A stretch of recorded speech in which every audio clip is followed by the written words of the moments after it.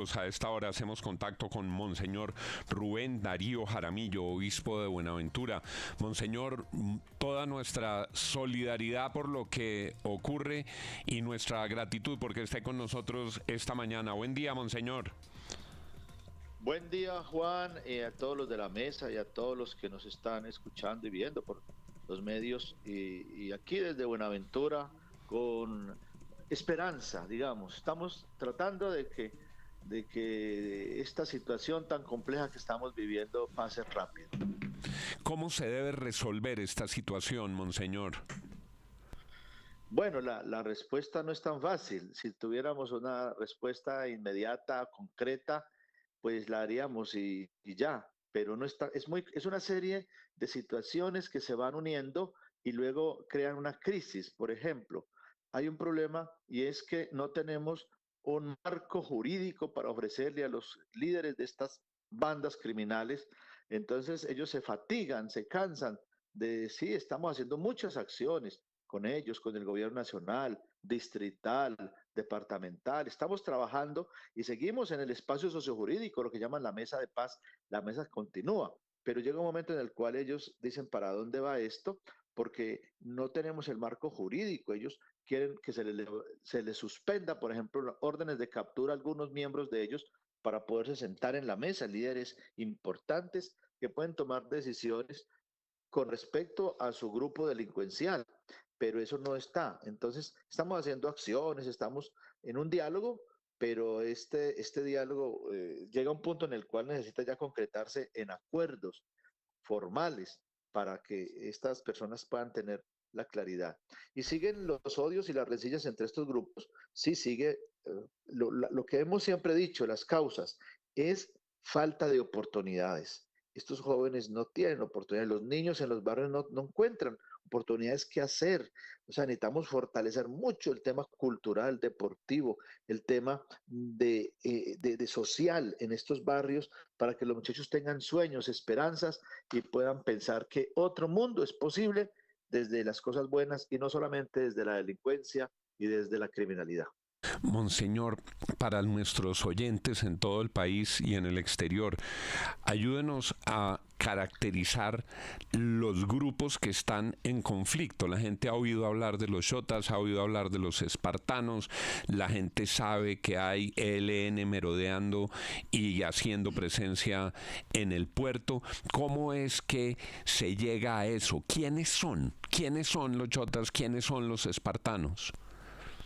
Básicamente son jóvenes desde 17 años a los 35, es gente muy joven que hace parte de los barrios, especialmente de zonas que llamamos nosotros bajamar o esteros o los barrios más humildes. Son personas que se han levantado y que entre todos ellos son amigos, o sea, ellos vienen del mismo origen y luego por divisiones que le han llegado más adelante se odian, se disparan, que ellos ni siquiera entienden esa situación.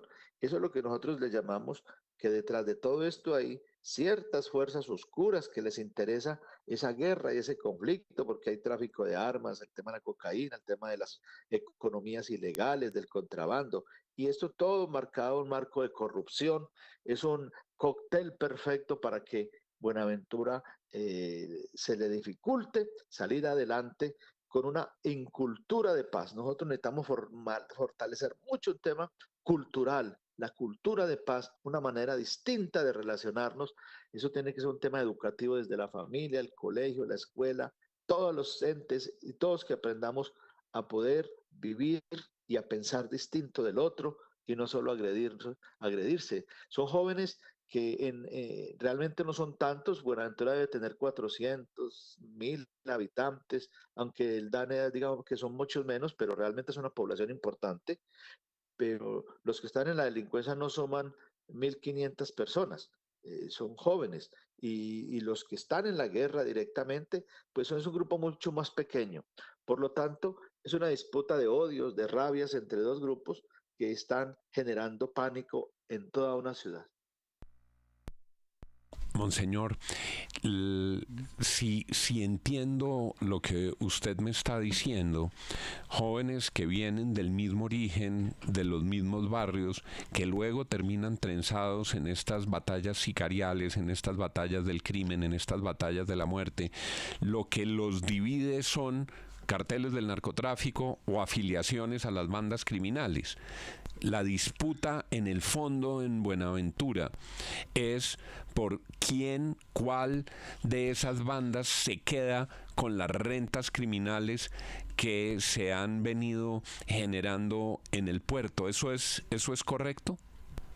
Sí, es correcto. Detrás de esto está todo un gran entramado criminal que tiene muchas aristas, muchos vertientes, y eso es lo que hace que pueden acabarse los chotas y los espartanos y van a venir otros grupos, porque Buenaventura es un pastel muy delicioso para lo legal, por el tema, es que la facilidad portuaria que tiene Buenaventura es única, es una bendición de Dios. El tema del desarrollo turístico que puede tener este futuro, es la zona más hermosa y la bahía más linda, y además todo lo que es la costa pacífica, le llamamos el andén del Pacífico, es muy hermoso en flora, en fauna, en riqueza del mar es grandísima. Pero también los ilegales han visto que también es una oportunidad para ellos de delinquir de todas las maneras posibles, y entonces esa disputa es porque el Estado no ha empoderado, no ha tomado las riendas totales de este puerto y han permitido que la delincuencia tome mucha fuerza. Monseñor, buenos días. Lo saluda William Calderón. ¿Por qué no se vio claramente si se tomaron medidas por parte del gobierno nacional o el gobierno local o a quien correspondiera, con una advertencia que había hecho hace más de mes y medio la Defensoría del Pueblo de que esto iba a ocurrir en el puerto de Buenaventura? ¿No hubo la suficiente antelación, la anticipación de las autoridades para prever este derrame de sangre que ya estamos viviendo? Bueno, el derrame de sangre empezó en enero. Desde enero, febrero y marzo llevamos 48 asesinatos de básicamente jóvenes, personas que están en plena juventud, y eso es lo que más nos entristece, porque se están matando a la esperanza de esta ciudad y está creando un miedo generalizado. Muchos de los jóvenes ya no quieren ir a los colegios por miedo a una balacera y que haya una bala perdida y que pueda llegar a su humanidad. Eso es lo que nos preocupa, porque en enero se ha roto esta tregua. Digamos que la tregua no está acabada del todo, porque seguimos dialogando, tratando de encauzar, de revolver, a encaminar el proceso que traíamos. Tuvimos más de 2 años en que Buenaventura se le bajó la criminalidad. El año 2024 fue el menos violento de muchos años, apenas tuvimos 78 asesinatos cuando veníamos de cifras de cerca de 200 anuales. Esto nos permite soñar de que es posible y seguir bajando los índices de violencia. Pero lo que nos tiene en este momento preocupados es estos 48 asesinatos en 3 meses que llevamos, y si no hacemos algo, vamos a volver a cifras incalculables de muertes, violencia y de situaciones que siguen creciendo, como la extorsión que tiene a los comerciantes y a los industriales muy preocupados. Son las 6 de la mañana, 25 minutos. Han escuchado ustedes a Monseñor Rubén Darío Jaramillo, obispo de Buenaventura.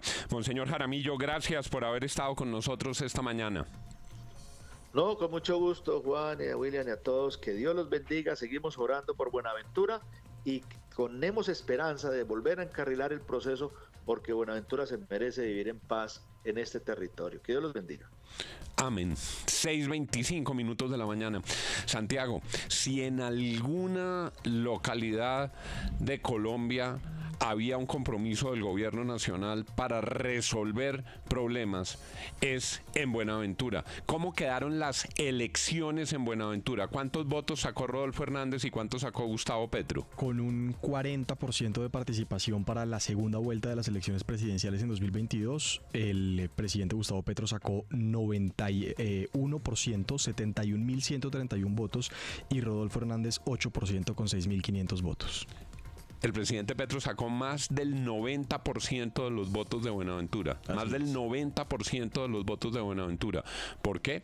Porque había una promesa de cambio, porque era una región que se sentía abandonada, seguramente porque interpretó esas carencias. Y miren ustedes en lo que estamos 2 años y medio después, miren ustedes lo que le está pasando al puerto y miren ustedes lo que ocurre cuando 2 años y medio después algunos funcionarios del gobierno central empiezan a descubrir el agua tibia, lo que ya les habían dicho en campaña, lo que nos dan como diagnóstico es lo que sabían desde que ganaron las elecciones y con esa bandera ganaron las elecciones, que había que hacer una intervención integral en Buenaventura, que a los jóvenes hay que darles oportunidades, que al puerto hay que sacarlo adelante. 6:26, saludamos a esta hora al doctor Juan Manuel San Clemente, director del Comité Intergremial y Empresarial del Valle del Cauca. Más de 40 gremios del Valle del Cauca han levantado la voz para decir: no dejen sola a Buenaventura, ayuden a Buenaventura y resuelvan los problemas de Buenaventura. Doctor San Clemente,